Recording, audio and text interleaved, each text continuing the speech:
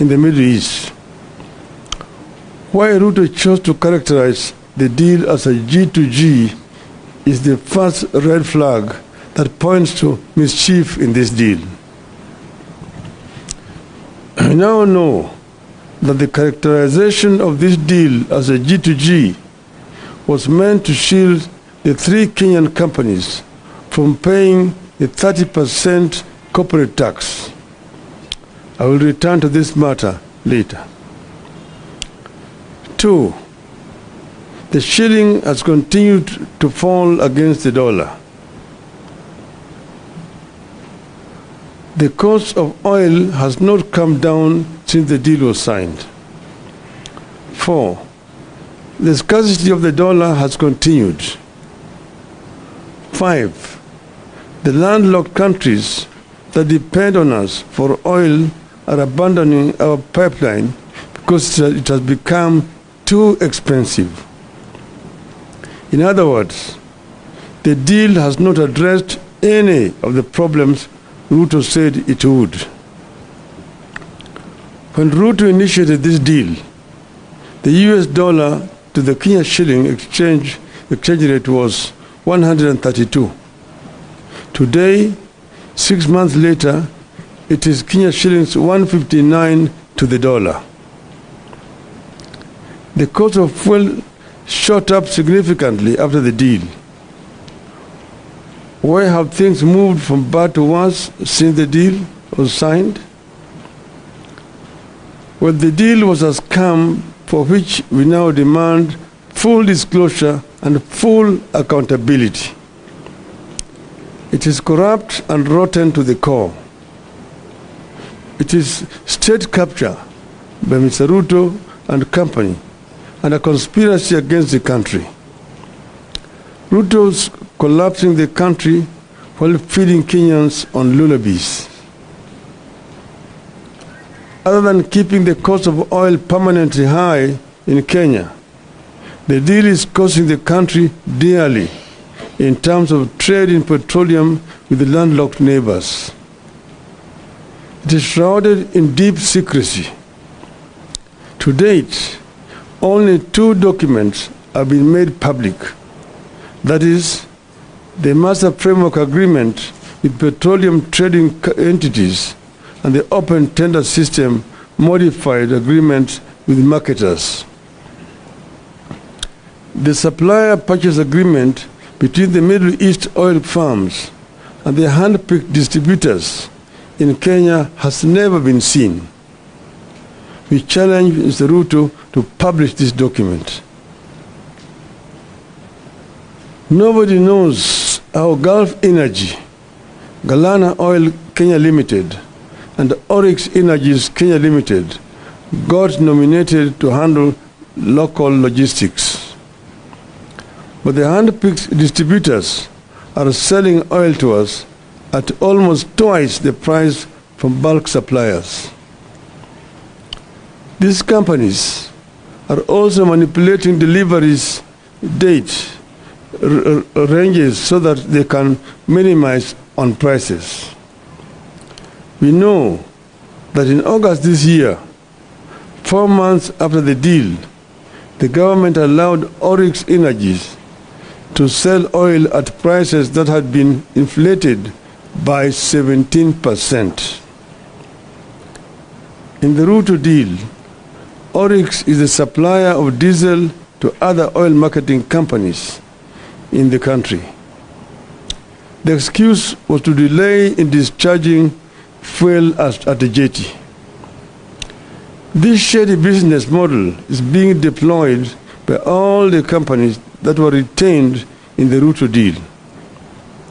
They buy at low prices, delay discharging, then ask to be allowed to offload at higher prices, and the cost is passed on to the consumers.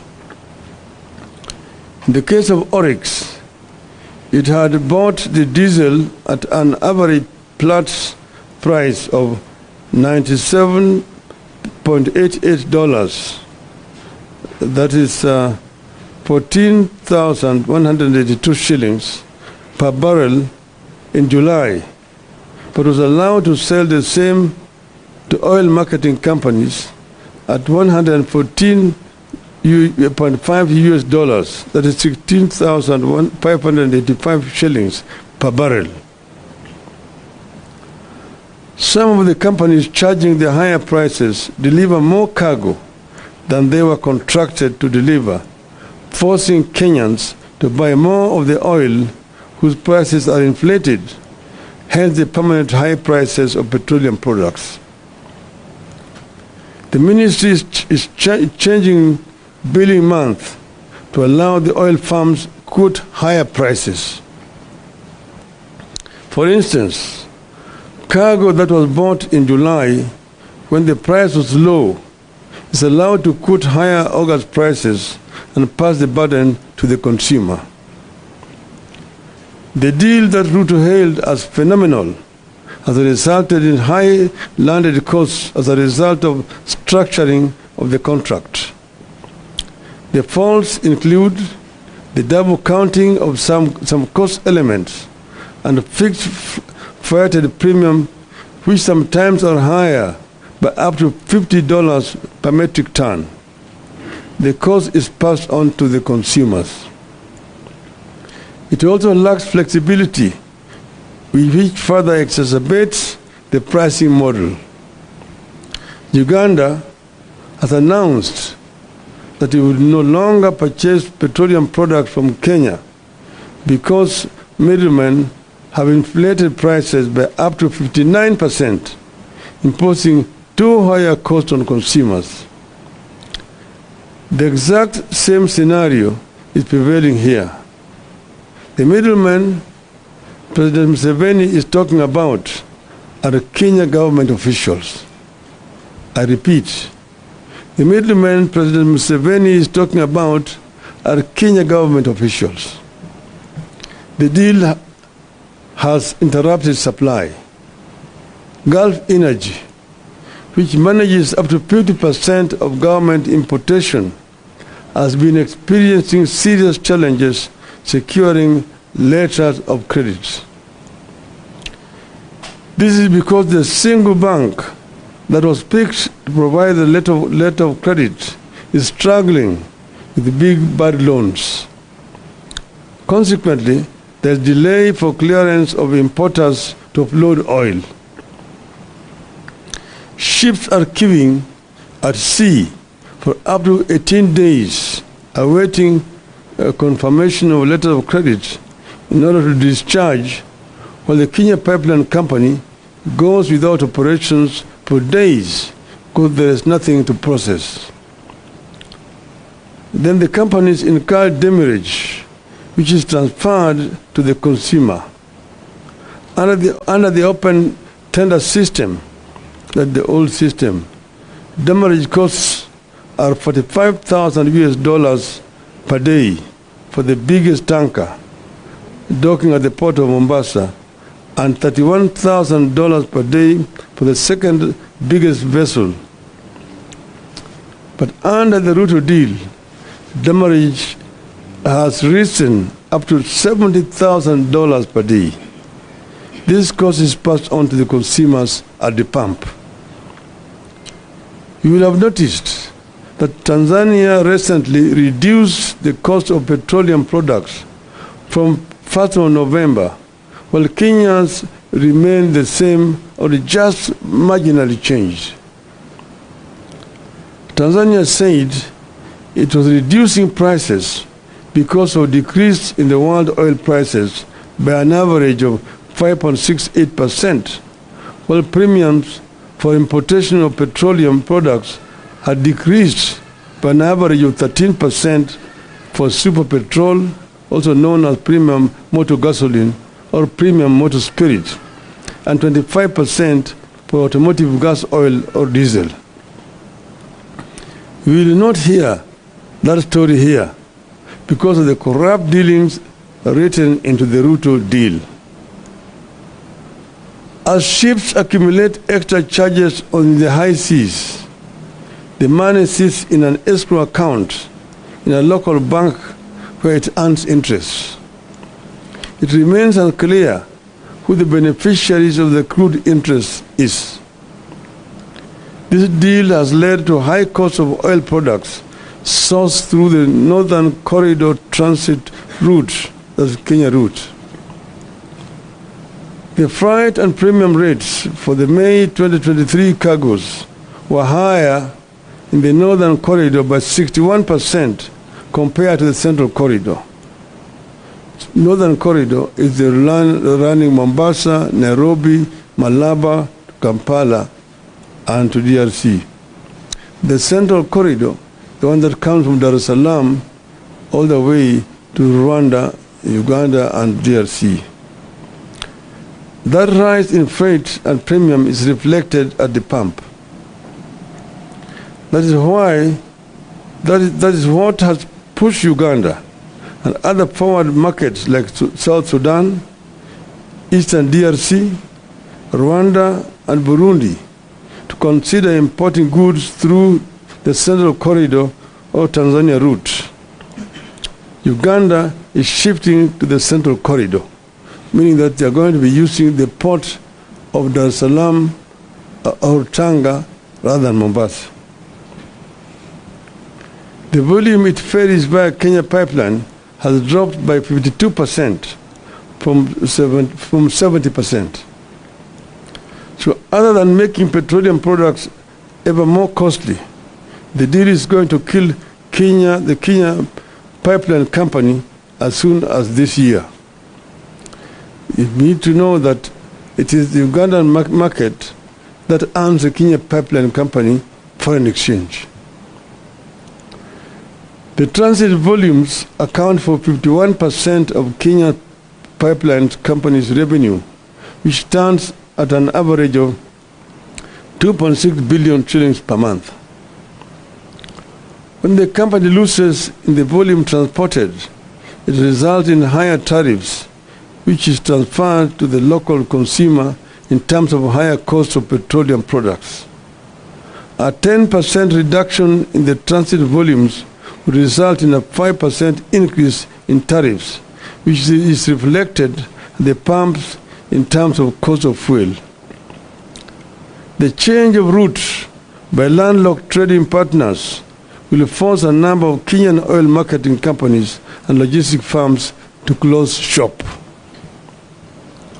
Of course, this leads to job losses, loss of foreign exchange, loss of revenue for the country as a result of KPC losing transit share. Ideally, Kenya should have provided a pipeline and storage capacity allocation for Uganda market. Kenya should also have allowed the direct participation of the Uganda oil marketers in sourcing petroleum products through the Northern Corridor route. But because corruption was written into the deal, the Ruto administration could not allow neighbors in fear of exposure.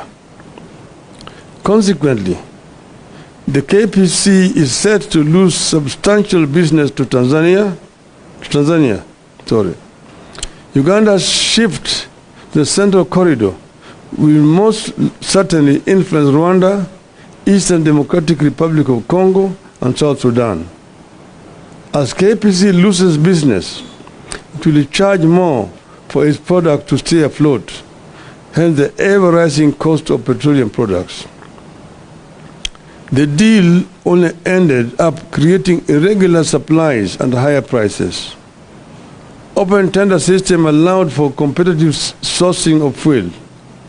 Monopolistic tendencies for purposes of maximizing profit goes against the demand for efficiency and the need for lower prices. It is going to drive a number of oil marketing firms out of business, leading to job losses and loss of revenue for the government. The deal that Ruto signed with the oil companies has excessively high freights and premiums compared to those witnessed in the open tender systems.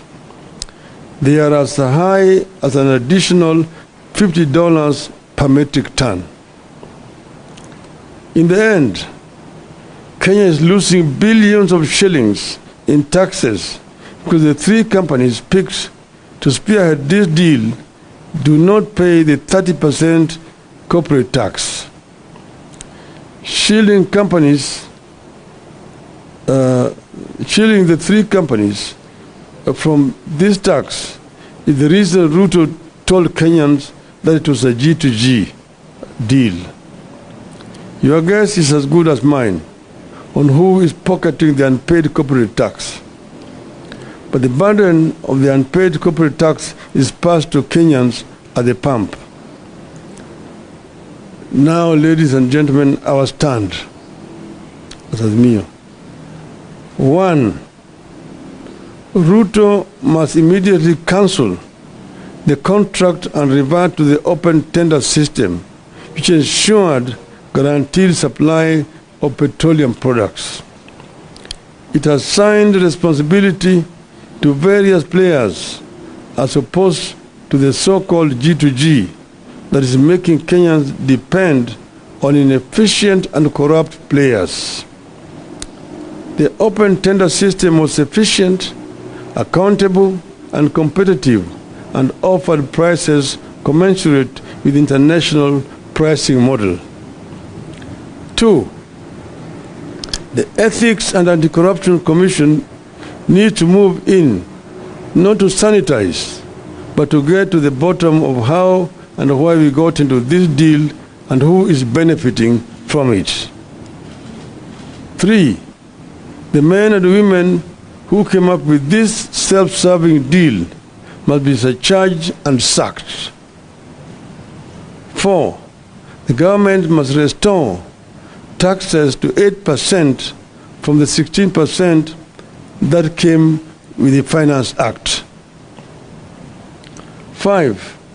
The government must make public the so-called MOU between Kenya and Saudi Arabia and the United Arab Emirates. 6. The Ministry of Energy and Petroleum must make public the deal is signed with oil companies. 7. The Ministry of Energy and Petroleum must make public the supplier purchase agreement it signed with the oil companies. 8.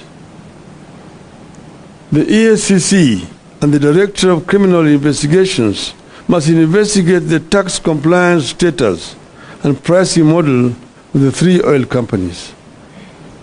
9.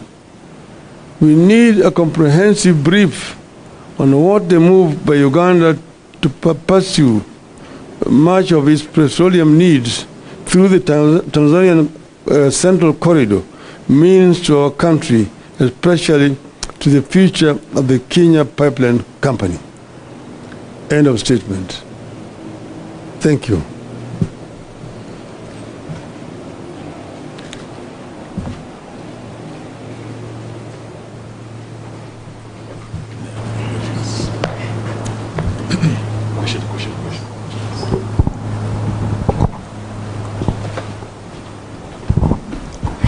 Labda kwa Kiswahili, Mheshimiwa Raila, katika siku za majuzi tumeona kama kuna mfanyabiashara tata ambaye anadai kwamba mafuta yake ambaye alileta ilinyakuliwa na serikali. Labda kwa mtazamo wako unaweza semaje kuhusiana na hayo?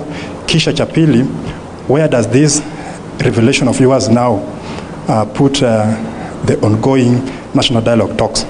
Thank you. Yale ambayo yanafanyika, hiyo wafanyabiashara yenyewe inadhihirisha ukweli. Yale ni wale watu ambaye wametofautiana pamoja. Sasa mwingine anasema huyu hii shehena ni yangu, mwingine anasema hii shehena ni yangu. Wale pamoja. Hata wewe mwenyewe unaweza kushangaa yale ambayo yanafanyika. Mbona kama kuna shida mtu anashikwa usiku anafungwa macho? Kwa sababu gani? Kama jamaa hajaiba, hajafanya chochote, kama hata yeye ni mwizi, mbona ashikwe mchana na apeleke mahakamani? Ni wale ni wao wezi wawili wanashikana peke yao. Upande mwingine sisi tuko na washirika wetu ambayo sisi tulituma kwa yale mazungumzo. Mmoja wao ndugu Eugene Wamalwa yuko hapa. Sisi tuliwaambia katika yale majadiliano kuna maneno ambayo sisi hatuwezi kuacha nje. Tuweka masharti, atukuna maneno ambayo mpaka tupate suluhu, hasa yale ambayo yanahusu wananchi wenyewe. Kwa mfano moja yao ni gharama ya maisha. Tumesema gharama ya maisha mpaka irudi chini. Hiyo ni moja ya masharti ya mazungumzo yetu. Ingine ni kuundwa kwa tume ya uchaguzi. 3 ni ukaguzi ya matokeo ya uchaguzi iliyopita. 4 ni mambo ya kutuingilia kwa vyama vingine vya kisiasa. Kuheshima kwa vyama vya kisiasa. Yale ya masharti. Lakini muhimu zaidi ni gharama ya maisha lazima irudi chini. Na wao wamesema vile inawezekana. Tumesema kwa mfano ile ushuru waliweka kwa mafuta itolewe kutoka 16% irudishe pale iliyokuwako 8%. Hiyo ni moja yao. Na kadhalika na kadhalika. So tumesema kama hawawezi kukubali basi haviendi. Tumesema kama hawawezi kukubali yale, hiyo tunasema hakuna mazungumzo, hakuna maafikiano.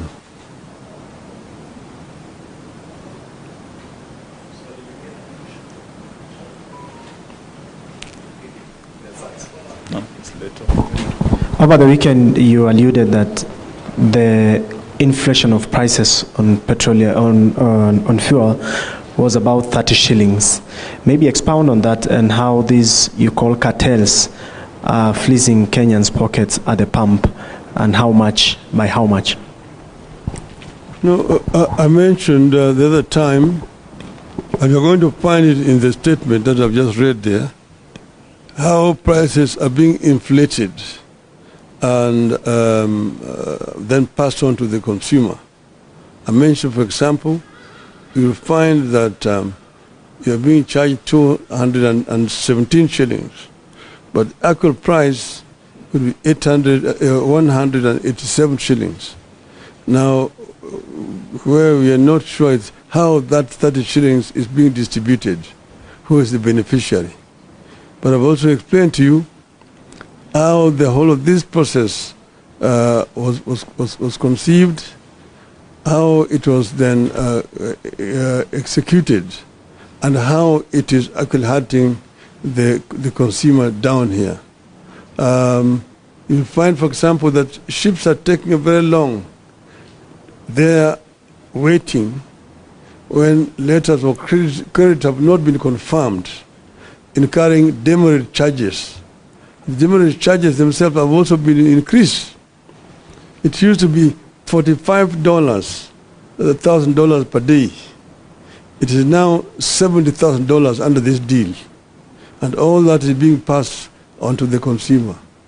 So what is happening here is a complete rip-off. People are paying for air, and these people are very happy with this.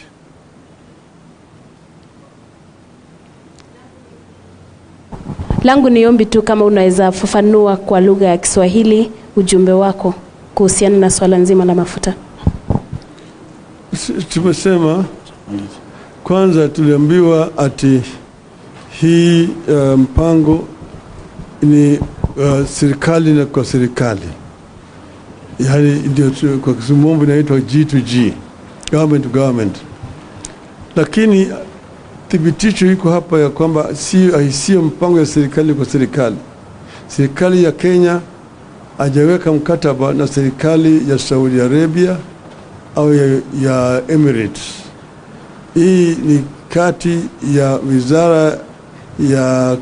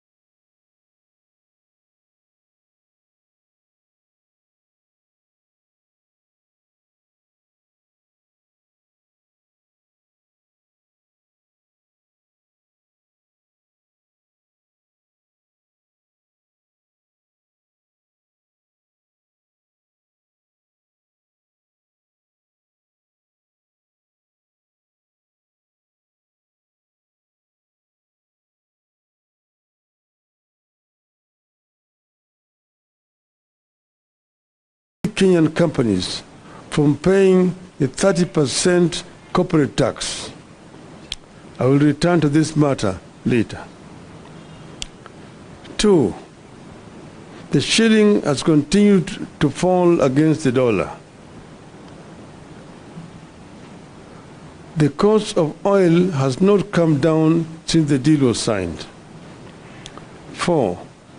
The scarcity of the dollar has continued. 5. The landlocked countries that depend on us for oil are abandoning our pipeline because it has become too expensive. In other words, the deal has not addressed any of the problems Ruto said it would. When Ruto initiated this deal, the US dollar to the Kenya shilling exchange rate was 132. Today, 6 months later, it is Kenya shillings 159 to the dollar. The cost of fuel shot up significantly after the deal. Why have things moved from bad to worse since the deal was signed? Well, the deal was a scam for which we now demand full disclosure and full accountability. It is corrupt and rotten to the core. It is state capture by Mr. Ruto and company and a conspiracy against the country. Ruto's collapsing the country while feeding Kenyans on lullabies. Other than keeping the cost of oil permanently high in Kenya, the deal is costing the country dearly in terms of trade in petroleum in deep secrecy. To date, only 2 documents have been made public. That is, the Master Framework Agreement with petroleum trading entities and the Open Tender System Modified Agreement with marketers. The supplier purchase agreement between the Middle East oil firms and the hand-picked distributors in Kenya has never been seen. We challenge Mr. Ruto to publish this document. Nobody knows how Gulf Energy, Galana Oil Kenya Limited, and Oryx Energies Kenya Limited got nominated to handle local logistics. But the hand-picked distributors are selling oil to us at almost twice the price from bulk suppliers. These companies are also manipulating deliveries date ranges so that they can minimize on prices. We know that in August this year, 4 months after the deal, the government allowed Oryx Energies to sell oil at prices that had been inflated by 17%. In the Ruto deal, Oryx is a supplier of diesel to other oil marketing companies in the country. The excuse was to delay in discharging fuel at the jetty. This shady business model is being deployed by all the companies that were retained in the Ruto deal. They buy at low prices, delay discharging, then ask to be allowed to offload at higher prices, and the cost is passed on to the consumers. In the case of Oryx, it had bought the diesel at an average Platts price of $97.88. That is 14,182 shillings per barrel in July, but was allowed to sell the same to oil marketing companies at $114.5 US dollars, that is 16,585 shillings per barrel. Some of the companies charging the higher prices deliver more cargo than they were contracted to deliver, forcing Kenyans to buy more of the oil whose prices are inflated hence the permanent high prices of petroleum products. The ministry is changing billing month to allow the oil firms quote higher prices.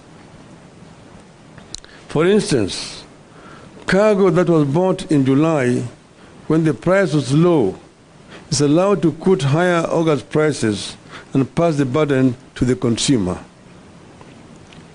The deal that Ruto hailed as phenomenal has resulted in high landed costs as a result of structuring of the contract. The faults include the double counting of some cost elements and fixed freighted premium, which sometimes are higher by up to $50 per metric ton.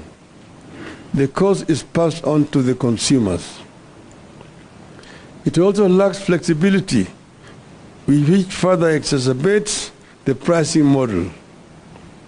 Uganda has announced that it will no longer purchase petroleum products from Kenya because middlemen have inflated prices by up to 59%, imposing too high a cost on consumers. The exact same scenario is prevailing here. The middlemen President Museveni is talking about are the Kenya government officials. I repeat, the middlemen President Museveni is talking about are Kenya government officials. The deal has interrupted supply. Gulf Energy, which manages up to 50% of government importation, has been experiencing serious challenges securing letters of credit.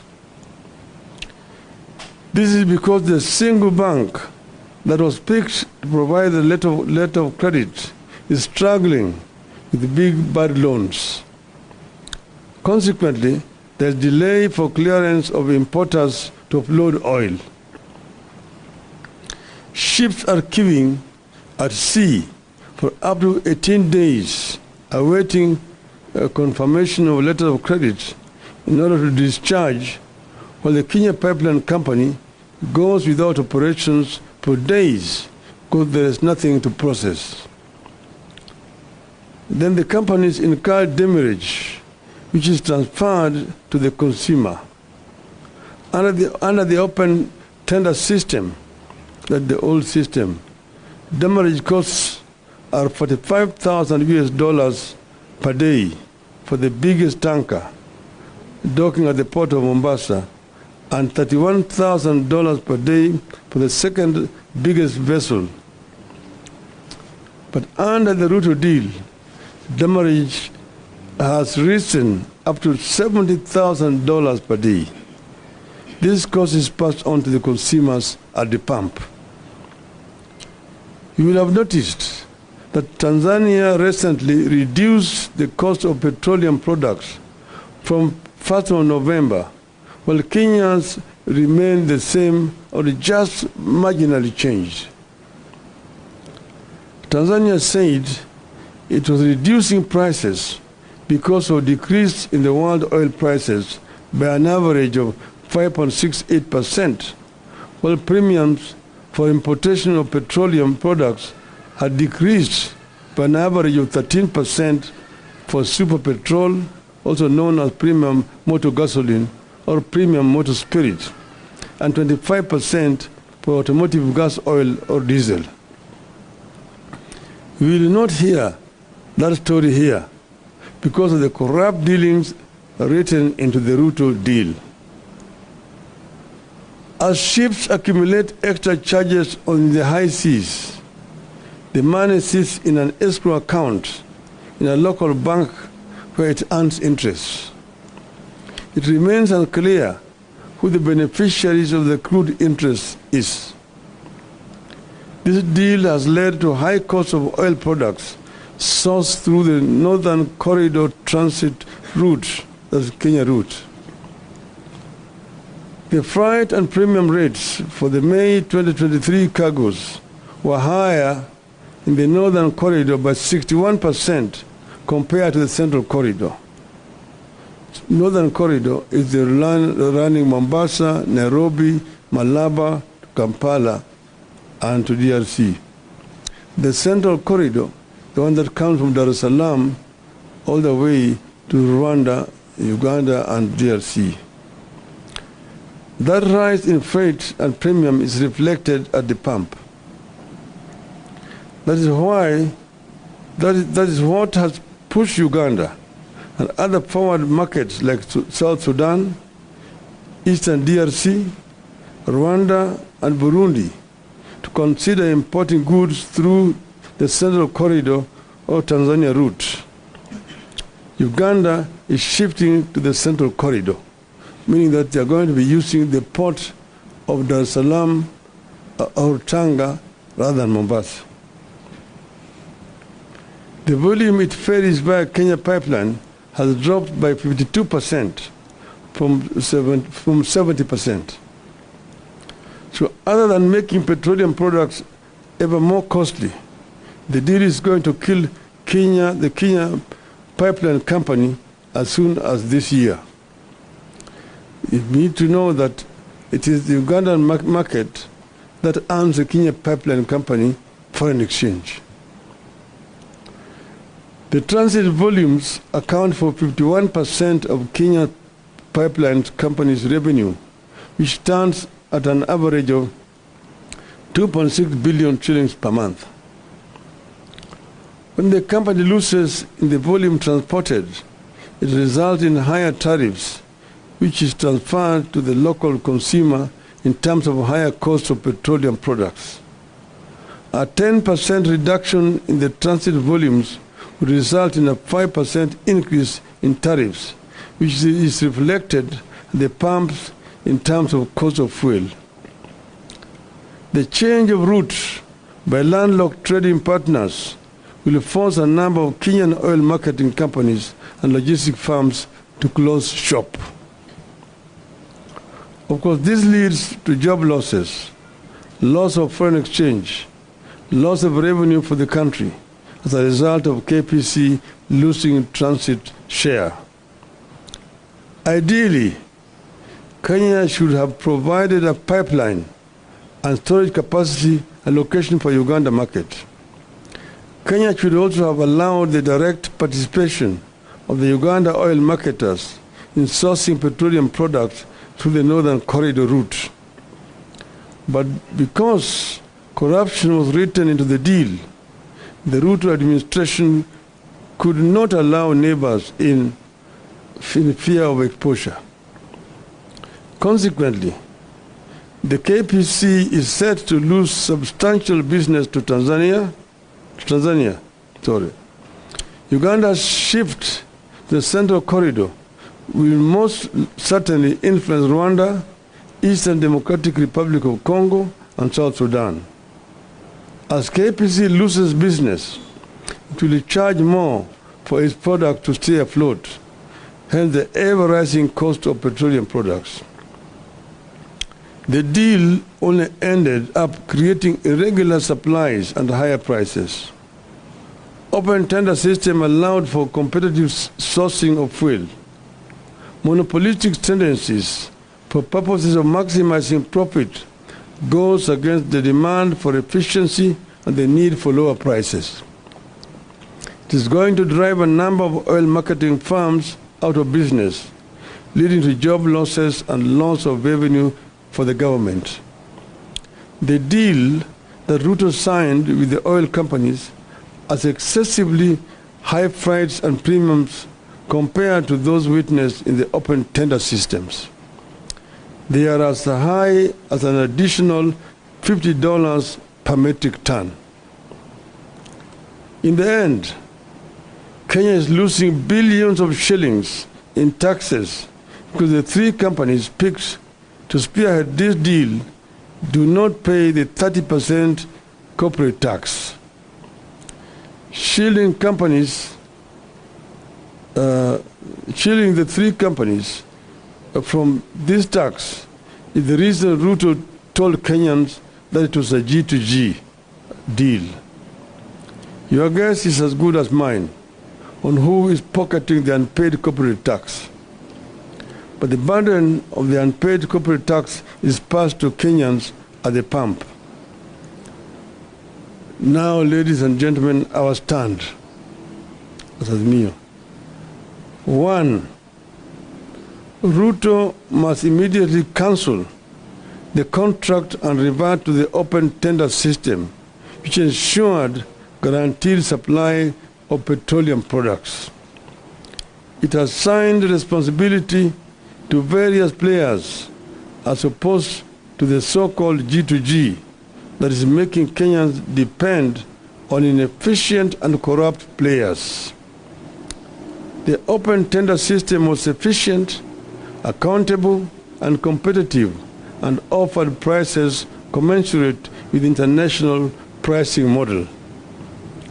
2. The Ethics and Anti-Corruption Commission needs to move in, not to sanitize, but to get to the bottom of how and why we got into this deal and who is benefiting from it. 3. The men and women who came up with this self-serving deal must be surcharged and sacked. 4. The government must restore taxes to 8% from the 16% that came with the Finance Act. 5. The government must make public the so-called MOU between Kenya and Saudi Arabia and the United Arab Emirates. 6. The Ministry of Energy and Petroleum must make public the deal is signed with oil companies. 7. The Ministry of Energy and Petroleum must make public the supplier purchase agreement it signed with the oil companies. 8. The EACC and the Director of Criminal Investigations must investigate the tax compliance status and pricing model with the 3 oil companies. 9. We need a comprehensive brief on what the move by Uganda to pursue much of its petroleum needs through the Tanzanian Central Corridor means to our country, especially to the future of the Kenya Pipeline Company. End of statement. Thank you.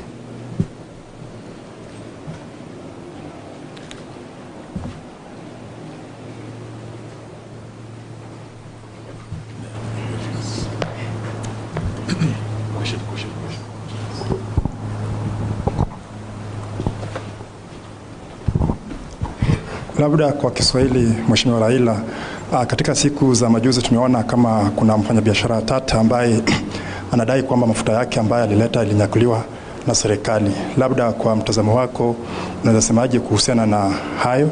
Kisha cha pili, where does this revelation of yours now put the ongoing national dialogue talks? Thank you. Yale ambayo yanafanyika, hiyo wafanyabiashara yenyewe inadhihirisha ukweli. Yale ni wale watu ambaye wametofautiana pamoja. Sasa mwingine anasema huyu hii shehena ni yangu, mwingine anasema hii shehena ni yangu. Wale pamoja. Hata wewe mwenyewe unaweza kushangaa yale ambayo yanafanyika. Mbona kama kuna shida mtu anashikwa usiku anafungwa macho? Kwa sababu gani? Kama jamaa hajaiba, hajafanya chochote, kama hata yeye ni mwizi, mbona ashikwe mchana na apeleke mahakamani? Ni wale ni wao wezi wawili wanashikana peke yao. Upande mwingine sisi tuko na washirika wetu ambayo sisi tulituma kwa yale mazungumzo. Mmoja wao ndugu Eugene Wamala yuko hapa. Sisi tuliwaambia katika yale majadiliano kuna maneno ambayo sisi hatuwezi kuacha nje. Tuliweka masharti, atakuwa na maneno ambayo mpaka tupate suluhu haswa yale ambayo yanahusu wananchi wenyewe. Kwa mfano, moja yao ni gharama ya maisha. Tumesema gharama ya maisha mpaka irudi chini. Hiyo ni moja ya masharti ya mazungumzo yetu. Ingine ni kuundwa kwa tume ya uchaguzi, ni ukaguzi ya matokeo ya uchaguzi iliyopita. Nne ni mambo ya kutuingilia kwa vyama vingine vya kisiasa, kuheshima kwa vyama vya kisiasa. Yale ya masharti, lakini muhimu zaidi ni gharama ya maisha lazima irudi chini. Na wao wamesema vile inawezekana. Tumesema kwa mfano, ile ushuru waliweka kwa mafuta itolewe kutoka 16% irudishe pale iliyokuwako 8%. Hiyo ni moja yao. Na kadhalika na kadhalika. So tumesema kama hawawezi kukubali basi haviendi. Tumesema kama hawawezi kukubali yale, hiyo tunasema hakuna mazungumzo, hakuna maafikiano.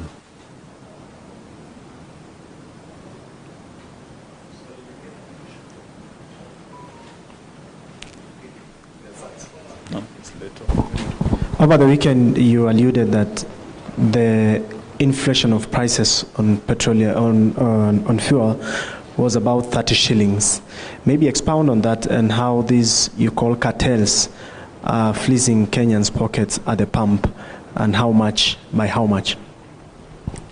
No, I mentioned the other time, and you're going to find it in the statement that I've just read there, how prices are being inflated and then passed on to the consumer. I mentioned, for example, you'll find that you're being charged 217 shillings, but actual price would be 187 shillings.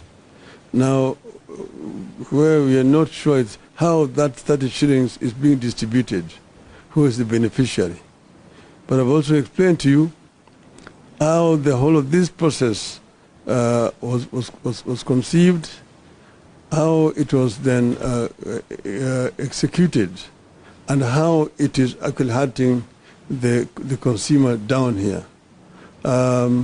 You'll find, for example, that ships are taking very long.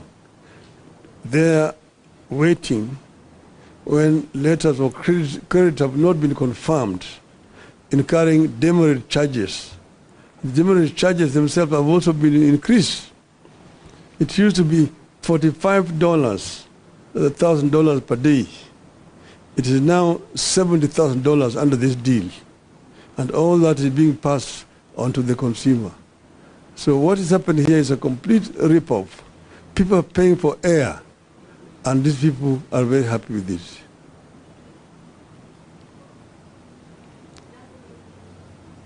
Langu ni ombi tu kama unaweza fafanua kwa lugha ya Kiswahili ujumbe wako kuhusiana na swala nzima la mafuta. Tumesema kwanza tuliambiwa ati hii mpango ni serikali na kwa serikali. Yaani ndio kwa Kiswahili inaitwa G2G, government to government. Lakini thibitisho iko hapa ya kwamba sio mpango ya serikali kwa serikali. Serikali ya Kenya hajaweka mkataba na serikali ya Saudi Arabia au ya Emirates. Hii ni kati ya wizara ya kawi, yani ya wa Kenya, na makampuni moja ya Emirates na ingine ya kule Saudia mwana inaitwa Aramco. Alafu sasa wao hapa makampuni mengine matatu wamepewa kandarasi. Hakuna mtu anajua vile hizo kandarasi lipewa. Manake zamani kulikuwa na kitu ambacho inaitwa open tender system. Mimi kama nimeshakuwa waziri wa kawi wakati mwingine, chini yangu tulikuwa tunafanya makampuni yote ya kuuza mafuta walikuwa wanakubaliwa kushiriki kwenye tenda. kufanya tenda, alafu unachukua yule ambaye kuna bei ya chini zaidi.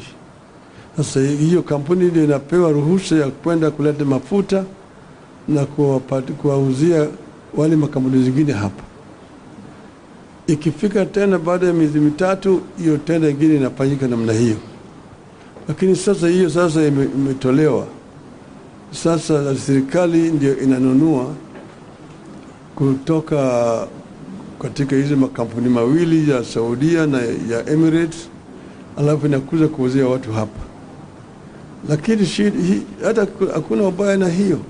Kinafanyika ni ya kwamba katikati hapo wameweka vikwazo zingine, alafu ujanja zingine hapo ambayo wanazidisha naye bei.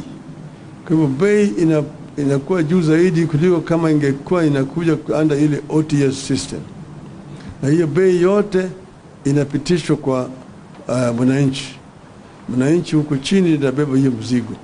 Kwa sababu ya yote pale ambayo wao jamaa wanakula, hapo katikati hapa kuna hii panya ambayo inakula hapo katikati, hiyo ndio inasukuma kwa wananchi hapa. Na kwa kila lita ambayo unanunua kuna shilingi 30 ambayo imewekwa zaidi juu yake. Na hiyo inakuliwa na hao watu katikati yao. Ndio tumemwambia Bwana Ruto, utuambie sisi hao watu ni kina nani? Na kwa hiyo unawajua, wewe ndio uliwaweka pale. Kwa sababu gani umeweka hao pale? Wananchi wanaumia hapa chini. Na swali Mheshimiwa Raila Odinga. Jina langu ni Sydney Chazima kutoka NTV. Swali la kwanza ni kuhusu tunamuita njeri wa mafuta. Sijui kama umesikia hilo swala kuhusu uagizaji wa mafuta kule Mombasa. Kuna meli ambayo imeshikwa ilikuwa na mafuta kuleta nchini. Je, mama huyu ni mmoja wapo ya wale watu ambao wanaongelea? Alafu swali la pili, tulimsikia Mheshimiwa Kalonzo Musyoka akisema hivi majuzi kwamba ikiwa mazungumzo ya uwiano kati ya Azimio na Kenya Kwanza hayataendelea mbele, basi mnaweza rejea katika maandamano. Je, hilo ni wazo sawia na lako? Kwanza hiyo swali ya pili, kwanza hawajamaliza. Hatutaki kuanza kutoa masharti sasa. Wakifika wakati ambayo itakuwa wametofautiana kabisa, hakuna mafikiano, sisi wenyewe tutatoa taarifa yetu. Kwa hivyo wakati hii sitaki kutoa hata vitisho ingine. Itaonekana ya kwamba sisi tunatoa vitisho, manake hatutaki watu wawe na mafikiano. So bado tunawapatia fursa kuongea. Pili, hiyo mama mafuta, huyo mama mamona na unajua biashara ya mafuta, unajua gharama yake, pesa ambayo inatakikana ufanye biashara ya mafuta bilioni 17. Angalia sura yake kama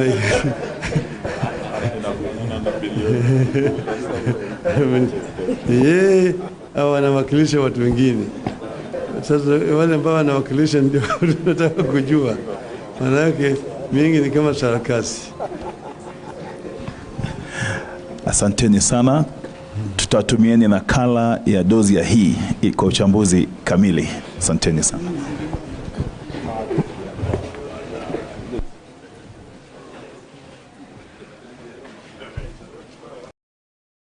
Shot up significantly after the deal. Where have things moved from bad to worse since the deal was signed? Well, the deal was a scam for which we now demand full disclosure and full accountability. It is corrupt and rotten to the core. It is state capture by Mr. Ruto and company and a conspiracy against the country.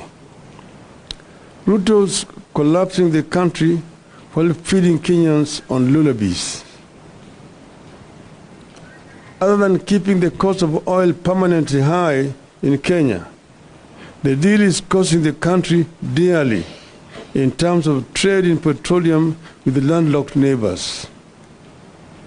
It is shrouded in deep secrecy. To date, only 2 documents have been made public. That is, the Master Framework Agreement with petroleum trading entities and the Open Tender System Modified Agreement with marketers. The Supplier Purchase Agreement between the Middle East oil firms and the hand-picked distributors in Kenya has never been seen. We challenge Mr. Ruto to publish this document.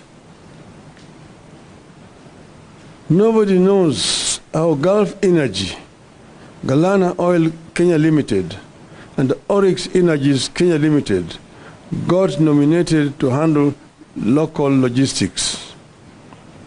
But the hand-picked distributors are selling oil to us at almost twice the price from bulk suppliers. These companies are also manipulating deliveries date ranges so that they can minimize on prices. We know that in August this year, 4 months after the deal, the government allowed Oryx Energies to sell oil at prices that had been inflated by 17%. In the Ruto deal, Oryx is a supplier of diesel to other oil marketing companies in the country. The excuse was to delay in discharging fuel at the jetty. This shady business model is being deployed by all the companies that were retained in the Ruto deal. They buy at low prices, delay discharging, then ask to be allowed to offload at higher prices, and the cost is passed on to the consumers. In the case of Oryx, it had bought the diesel at an average Platts price of $97.88. That is 14,182 shillings per barrel in July, but was allowed to sell the same to oil marketing companies at $114.5 US dollars, that is 16,585 shillings per barrel. Some of the companies charging the higher prices deliver more cargo than they were contracted to deliver, forcing Kenyans to buy more of the oil whose prices are inflated, hence the permanent high prices of petroleum products. The ministry is changing billing month to allow the oil firms quote higher prices. For instance, cargo that was bought in July when the price was low is allowed to quote higher August prices and pass the burden to the consumer. The deal that Ruto hailed as phenomenal has resulted in high landed costs as a result of structuring of the contract. The faults include the double counting of some cost elements and fixed freighted premium, which sometimes are higher by up to $50 per metric ton. The cost is passed on to the consumers. It also lacks flexibility, which further exacerbates the pricing model. Uganda has announced that it will no longer purchase petroleum products from Kenya because middlemen have inflated prices by up to 59%, imposing too high a cost on consumers. The exact same scenario is prevailing here. The middlemen President Museveni is talking about are Kenya government officials. I repeat, the middlemen President Museveni is talking about are Kenya government officials.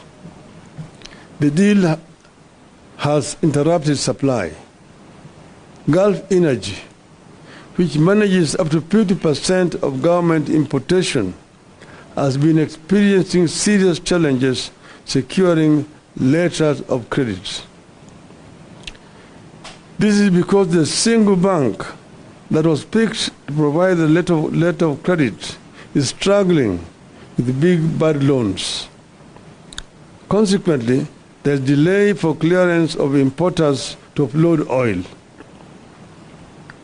Ships are queuing at sea for up to 18 days, awaiting a confirmation of letter of credit in order to discharge, while the Kenya Pipeline Company goes without operations for days because there is nothing to process.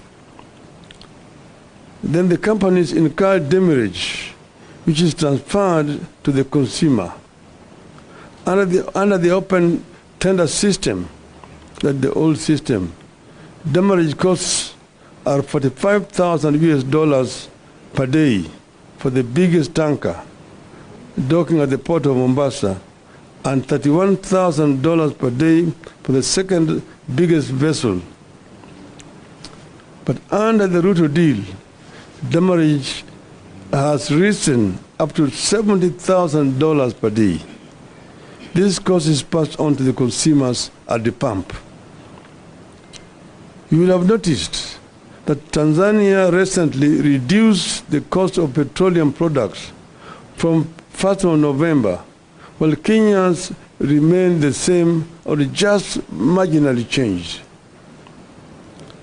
Tanzania said it was reducing prices because of decrease in the world oil prices by an average of 5.68%, while premiums for importation of petroleum products had decreased by an average of 13% for super petrol, also known as premium motor gasoline or premium motor spirit, and 25% for automotive gas oil or diesel.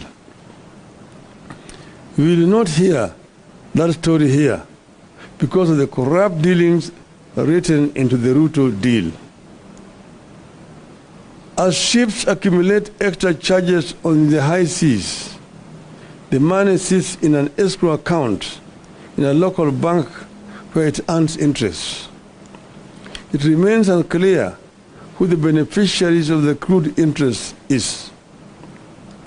This deal has led to high cost of oil products sourced through the Northern Corridor transit route, that's Kenya route. The freight and premium rates for the May 2023 cargoes were higher in the Northern Corridor, but it's running Mombasa, Nairobi, Malaba, Kampala, and to DRC. The Central Corridor, the one that comes from Dar es Salaam all the way to Rwanda, Uganda, and DRC. That rise in freight and premium is reflected at the pump. That is why, that is what has pushed Uganda and other forward markets like South Sudan, Eastern DRC, Rwanda, and Burundi to consider importing goods through the Central Corridor or Tanzania route.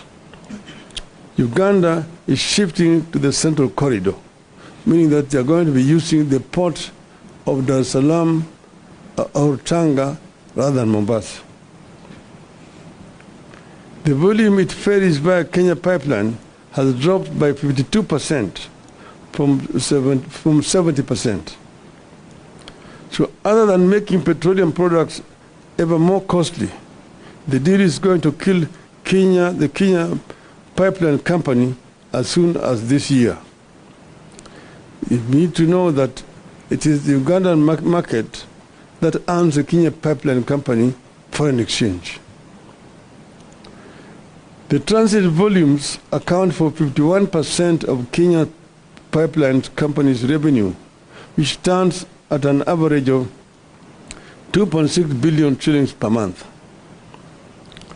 When the company loses in the volume transported, it results in higher tariffs, which is transferred to the local consumer in terms of higher cost of petroleum products. A 10% reduction in the transit volumes would result in a 5% increase in tariffs, which is reflected at the pumps in terms of cost of fuel. The change of route by landlocked trading partners will force a number of Kenyan oil marketing companies and logistic firms to close shop. Of course, this leads to job losses, loss of foreign exchange, loss of revenue for the country as a result of KPC losing transit share. Ideally, Kenya should have provided a pipeline and storage capacity allocation for Uganda market. Kenya should also have allowed the direct participation of the Uganda oil marketers in sourcing petroleum products through the Northern Corridor route. But because corruption was written into the deal, the Ruto administration could not allow neighbors in fear of exposure. Consequently, the KPC is set to lose substantial business to Tanzania. Uganda's shift to the Central Corridor will most certainly influence Rwanda, Eastern Democratic Republic of Congo, and South Sudan. As KPC loses business, it will charge more for its product to stay afloat, hence the ever-rising cost of petroleum products. The deal only ended up creating irregular supplies and higher prices. Open tender system allowed for competitive sourcing of fuel. Monopolistic tendencies for purposes of maximizing profit goes against the demand for efficiency and the need for lower prices. It is going to drive a number of oil marketing firms out of business, leading to job losses and loss of revenue for the government. The deal that Ruto signed with the oil companies has excessively high freights and premiums compared to those witnessed in the open tender systems. They are as high as an additional $50 per metric ton. In the end, Kenya is losing billions of shillings in taxes because the three companies picked to spearhead this deal do not pay the 30% corporate tax. Shielding the three companies from this tax is the reason Ruto told Kenyans that it was a G2G deal. Your guess is as good as mine on who is pocketing the unpaid corporate tax. But the burden of the unpaid corporate tax is passed to Kenyans at the pump. Now, ladies and gentlemen, our stand as Azimio. 1. Ruto must immediately cancel the contract and revert to the open tender system, which ensured guaranteed supply of petroleum products. It has assigned responsibility to various players as opposed to the so-called G2G that is making Kenyans depend on inefficient and corrupt players. The open tender system was efficient, accountable, and competitive, and offered prices commensurate with the international pricing model. 2. The Ethics and Anti-Corruption Commission needs to move in, not to sanitize, but to get to the bottom of how and why we got into this deal and who is benefiting from it. 3. The men and women who came up with this self-serving deal must be surcharged and sacked. 4. The government must restore taxes to 8% from the 16% that came with the Finance Act. 5. The government must make public the so-called MOU between Kenya and Saudi Arabia and the United Arab Emirates. 6. The Ministry of Energy and Petroleum must make public the deal is signed with oil companies. 7. The Ministry of Energy and Petroleum must make public the supplier purchase agreement it signed with the oil companies. 8. The EACC and the Director of Criminal Investigations must investigate the tax compliance status and pricing model of the 3 oil companies. 9. We need a comprehensive brief on what the move by Uganda to pursue much of its petroleum needs through the Tanzanian Central Corridor means to our country, especially to the future of the Kenya Pipeline Company. End of statement. Thank you.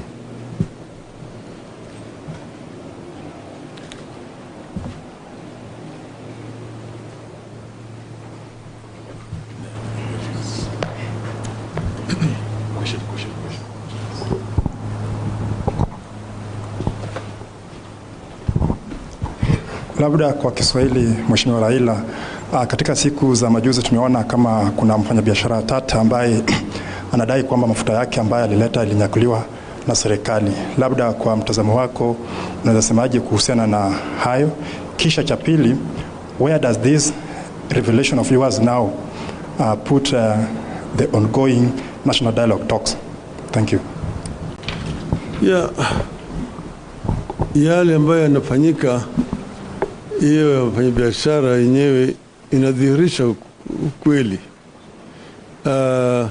Yale ni wale watu ambaye wametofautiana pamoja. Sasa mwingine anasema huyu, hii shehena ni yangu, mwingine anasema hii shehena ni yangu. Wale pamoja. Hata wewe mwenyewe unaweza kushangaa yale ambayo yanafanyika. Mbona kama kuna shida, mtu anashikwa usiku anafungwa macho? Kwa sababu gani? Kama jamaa hajaiba, hajafanya chochote, kama hata yeye ni mwizi, mbona ashikwe mchana na apeleke mahakamani? Ni wale ni wao wezi wawili wanashikana peke yao. Upande mwingine, sisi tuko na washirika wetu ambayo sisi tulituma kwa yale mazungumzo. Mmoja wao ndugu Eugene Wamala yuko hapa. Sisi tuliwaambia katika yale majadiliano kuna maneno ambayo sisi hatuwezi kuacha nje. Tuliweka masharti, hatuko na maneno ambayo mpaka tupate suluhu, hasa yale ambayo yanahusu wananchi wenyewe. Kwa mfano, moja yao ni gharama ya maisha. Tumesema gharama ya maisha mpaka irudi chini. Hiyo ni moja ya masharti ya mazungumzo yetu. Ingine ni kuundwa kwa tume ya uchaguzi. 3 ni ukaguzi ya matokeo ya uchaguzi uliopita. Tuingilia kwa vyama vingine vya kisiasa. Kuheshima kwa vyama vya kisiasa. Yale ya masharti. Lakini muhimu zaidi ni gharama ya maisha lazima irudi chini. Na wao wamesema vile inawezekana. Tumesema kwa mfano, ile ushuru waliweka kwa mafuta itolewe kutoka 16% irudishe pale iliyokuwako 8%. Hiyo ni moja yao. Na kadhalika. So tumesema kama hawawezi kukubali basi haviendi.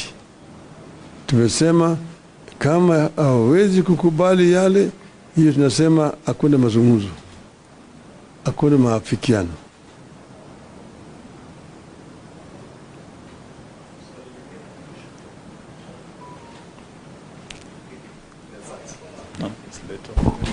Over the weekend, you alluded that the inflation of prices on petroleum, on fuel, was about 30 shillings.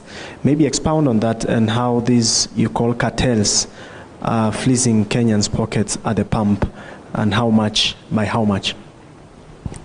No, I mentioned the other time, and you're going to find it in the statement that I've just read there, how prices are being inflated and then passed on to the consumer.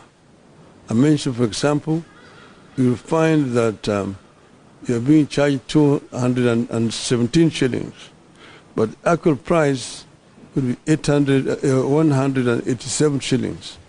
Now, where we are not sure is how that 30 shillings is being distributed, who is the beneficiary. But I've also explained to you how the whole of this process was conceived, how it was then executed, and how it is actually hurting the consumer down here. You'll find, for example, that ships are taking very long. They're waiting when letters of credit have not been confirmed, incurring demerit charges. The demerit charges themselves have also been increased. It used to be $45, $1,000 per day. It is now $70,000 under this deal. And all that is being passed on to the consumer. So what is happening here is a complete rip-off. People are paying for air, and these people are very happy with this.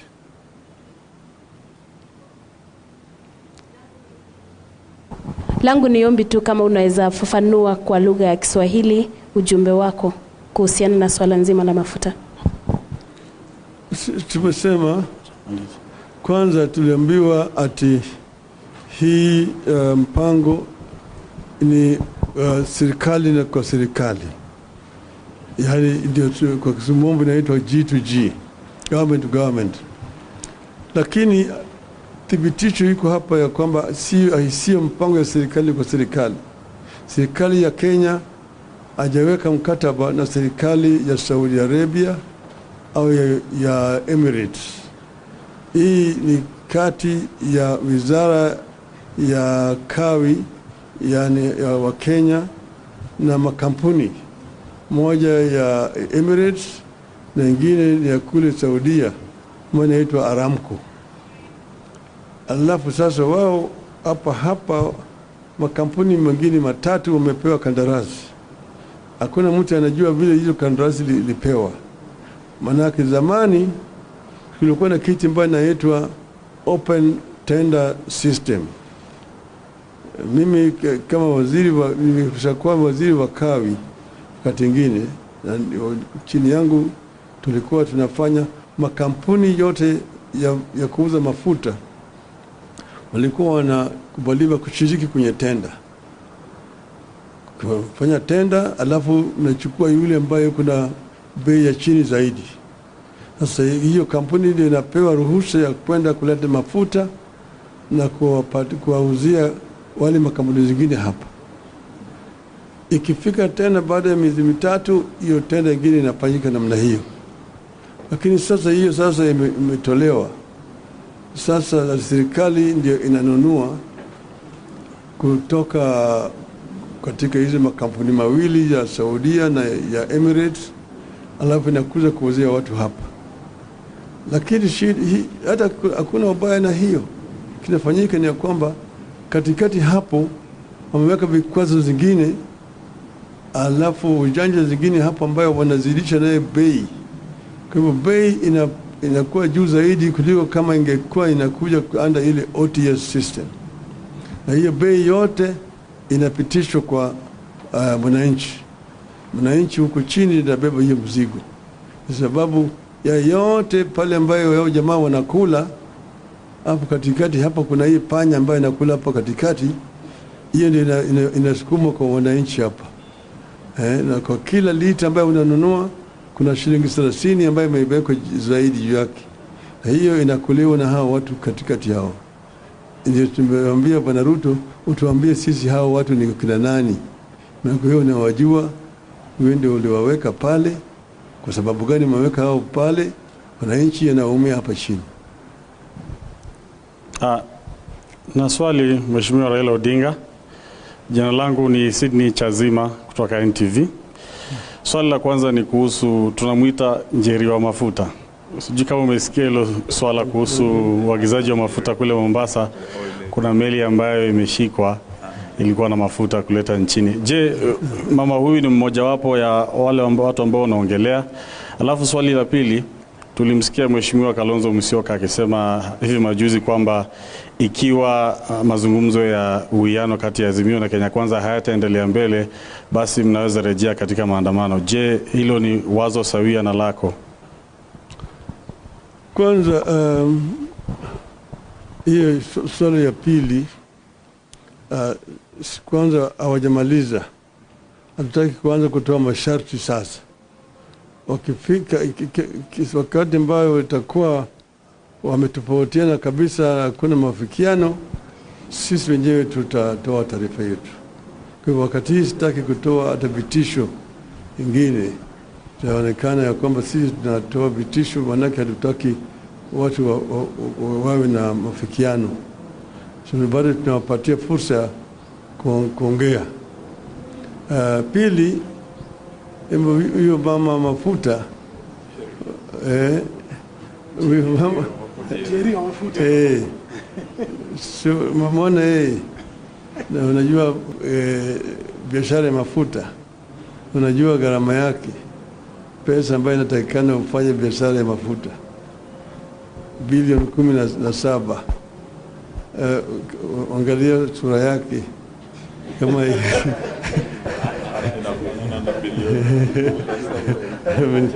yeye au anawakilisha watu wengine. Sasa wale ambao wanawakilisha ndio tunataka kujua, maana yake mingi ni kama sarakasi. Asanteni sana. Tutatumieni nakala ya dozi ya hii kwa uchambuzi kamili. Asanteni sana.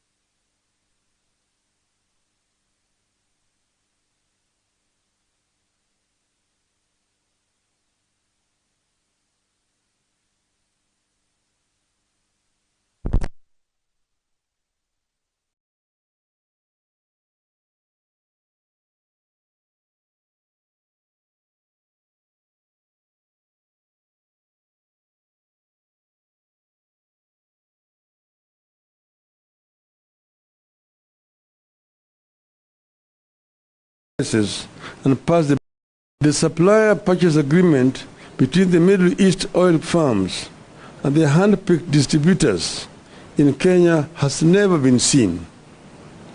We challenge Mr. Ruto to publish this document.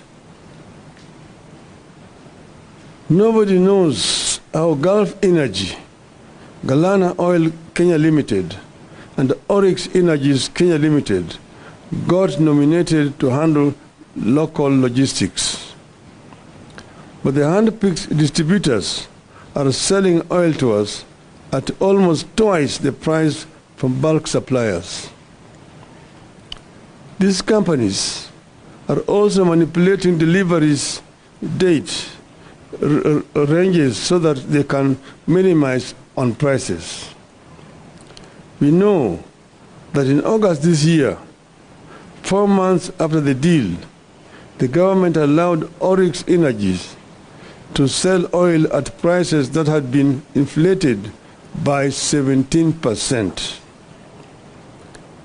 In the Ruto deal, Oryx is a supplier of diesel to other oil marketing companies in the country. The excuse was to delay in discharging fuel at the jetty. This shady business model is being deployed by all the companies that were retained in the Ruto deal. They buy at low prices, delay discharging, then ask to be allowed to offload at higher prices, and the cost is passed on to the consumers. In the case of Oryx, it had bought the diesel at an average Platts price of $97.88. That is 14,182 shillings per barrel in July, but was allowed to sell the same to oil marketing companies at $114.5 US, that is 16,585 shillings per barrel. Some of the companies charging the higher prices deliver more cargo than they were contracted to deliver, forcing Kenyans to buy more of the oil whose prices are inflated, hence the permanent high prices of petroleum products. The ministry is changing billing month to allow the oil firms quote higher prices. For instance, cargo that was bought in July when the price was low is allowed to quote higher August prices and pass the burden to the consumer. The deal that Ruto hailed as phenomenal has resulted in high landed costs as a result of structuring of the contract. The faults include the double counting of some cost elements and fixed freighted premium, which sometimes are higher by up to $50 per metric ton. The cost is passed on to the consumers. It also lacks flexibility, which further exacerbates the pricing model. Uganda has announced that it will no longer purchase petroleum products from Kenya because middlemen have inflated prices by up to 59%, imposing too high a cost on consumers. The exact same scenario is prevailing here. The middlemen President Museveni is talking about are the Kenya government officials. I repeat, the middlemen President Museveni is talking about are Kenya government officials. The deal has interrupted supply. Gulf Energy, which manages up to 50% of government importation, has been experiencing serious challenges securing letters of credit.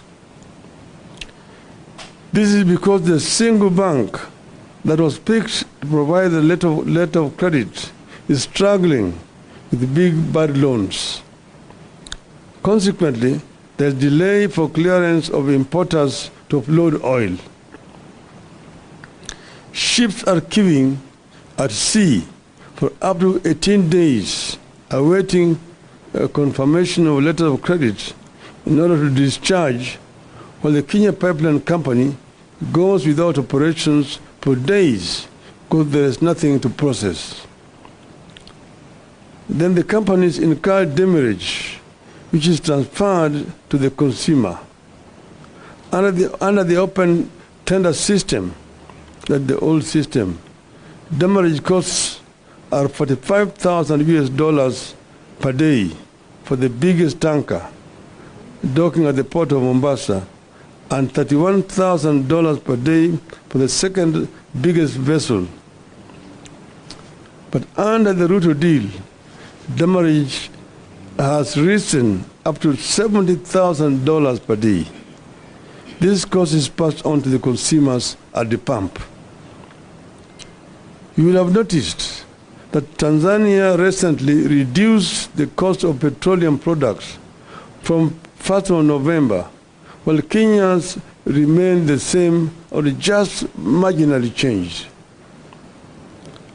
Tanzania said it was reducing prices because of decrease in the world oil prices by an average of 5.68%, while premiums for importation of petroleum products had decreased by an average of 13% for super petrol, also known as premium motor gasoline or premium motor spirit, and 25% for automotive gas oil or diesel. We will not hear that story here because of the corrupt dealings written into the Ruto deal. As ships accumulate extra charges on the high seas, the money sits in an escrow account in a local bank where it earns interest. It remains unclear who the beneficiaries of the accrued interest is. This deal has led to high costs of oil products sourced through the northern